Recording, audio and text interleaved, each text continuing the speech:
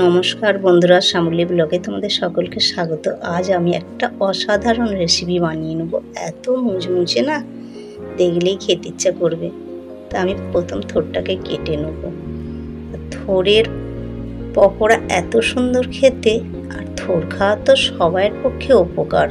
থোড় খুব ভালো জিনিস, আমি এইভাবে বানিয়ে নেব। তা প্রথমে আমি থোড়টাকে ছাড়িয়ে থোড় আমি প্রথমে এইভাবে ছাড়িয়ে নেব। পুরো থোড়ের যে একটা খোলা, এটা আমি ছাড়িয়ে নিলাম।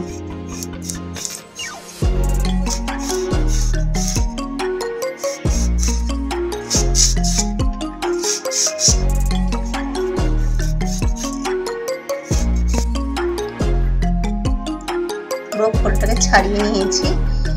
একটা আঁতি মতো থাকে, আঁতিটা ছাড়িয়ে নিয়েছি। থোড়ের প্রচুর রস। আমি একটি ডেস্কির মধ্যে জল নিয়েছি।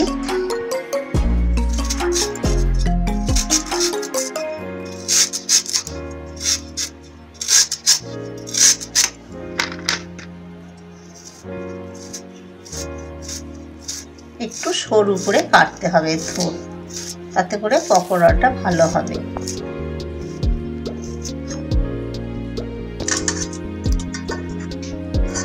এইভাবে সরু করে কেটে নিতে হবে। আমি পুরো থোড় কেটে নেব। এইভাবে সরু সাইজে কাটলে খুবই ভালো হয়।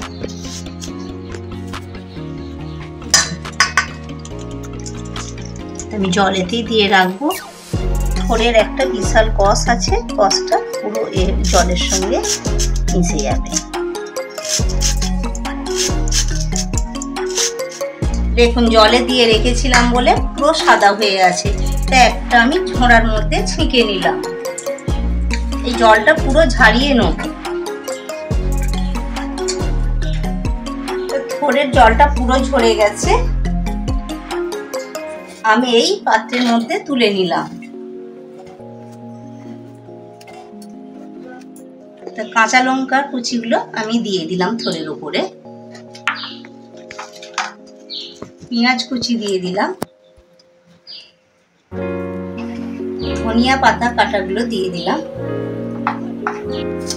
অল্প করে লঙ্কা গুঁড়ো দিয়েছি।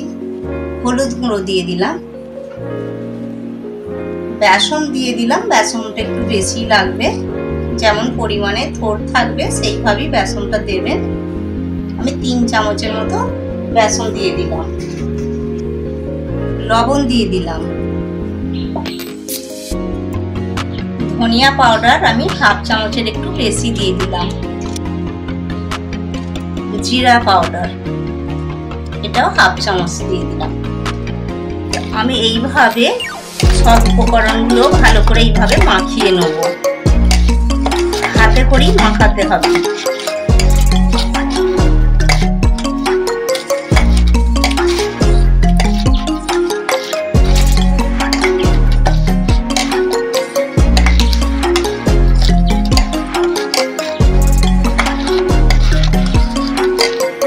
এইভাবে পুরো বেসন আর থোড় আমি মাখিয়ে নিলাম।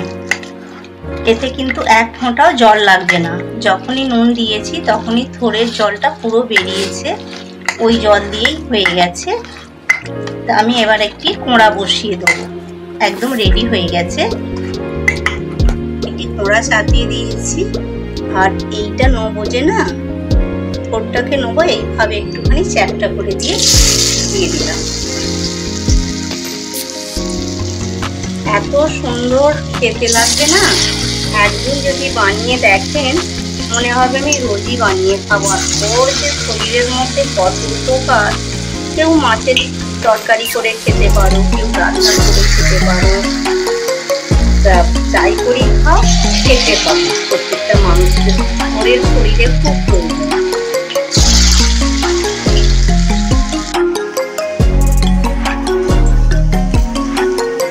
এক পিসটা হয়ে গেছে, আমি উল্টে নেব।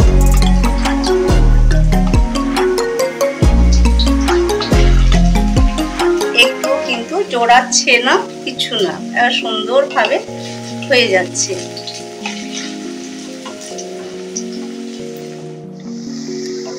দেখুন পুরো হয়ে গেছে।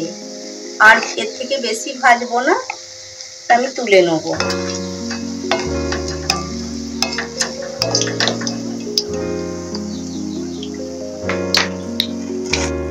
আবার আমি একটা একটা করে সবগুলোই দিয়ে দেবো, যতগুলো করবে। এত সুন্দর মুখে হবে না। তা বন্ধুরা, আমার যদি এই ভিডিও দেখে ভালো লাগে, আপনাদের কাছে অনুরোধ রইল একটি লাইক বা একটি সাবস্ক্রাইব অবশ্যই করবেন। কত সুন্দর হচ্ছে দেখছেন, একদম বাচ্চারা বড়রা সকলেরই খাওয়া প্রয়োজন।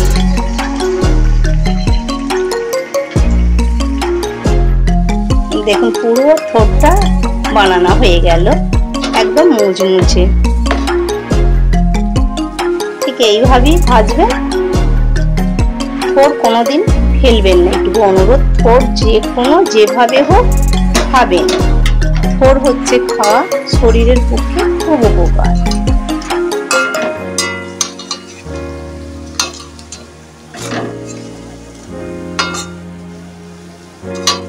আমি এগুলোকে এবার তুলে নেব।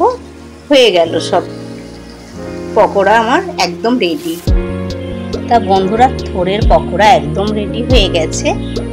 দেখুন ঠিক এইভাবেই ভাজবেন, এর থেকে বেশি কড়া করে ভাজতে হবে না, তাহলে আর ভালো লাগবে না।